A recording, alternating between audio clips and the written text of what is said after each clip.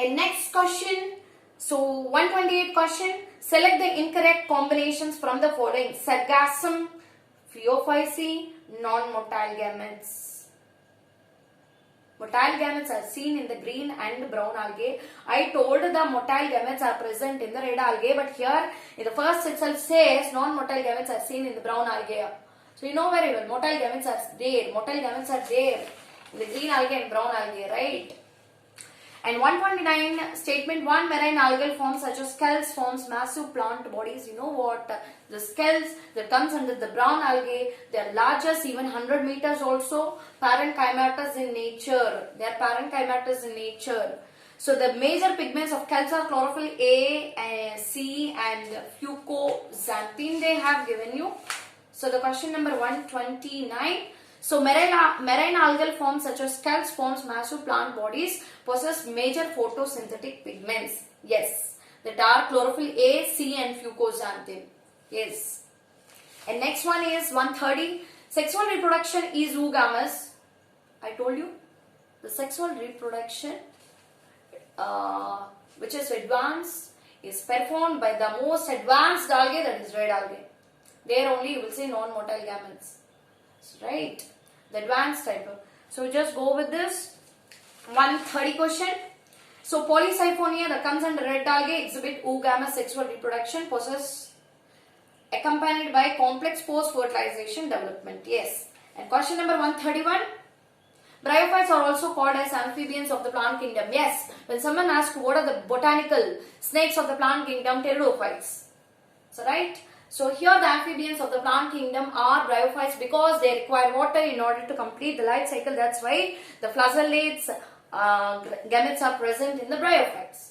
And next, statement 1 is correct. They are independent on water for sexual reproduction. They are dependent on the water. That's why they are called as amphibians. 132. In mosses, the predominant stage of the life cycle is 132. You know very well, a juvenile stage.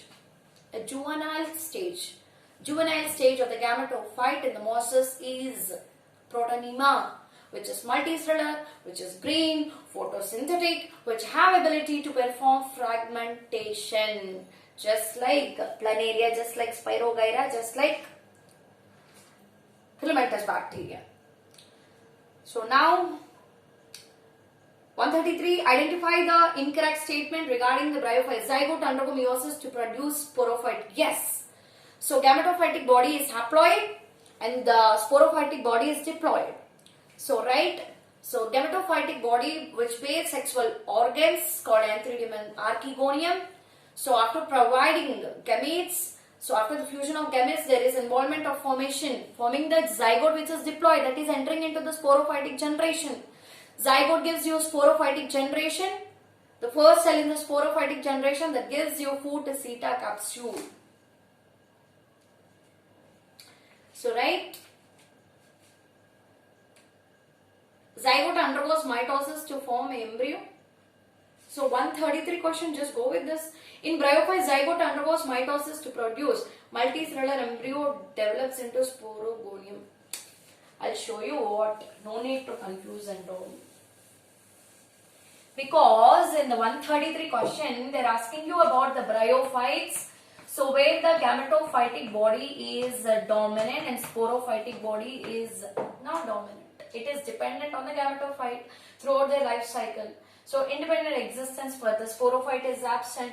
This gametophyte that bears, so what is that? Antheridium which is male sex organ, archegonium which is female sex organ is providing the gametes. So gametes which are biflagellated, comma shape, coiled, and this archegonium that is having, this is multicellular jacketed sex organs. So in the venter part there is presence of egg. So what will happen? This male gamete reaches here.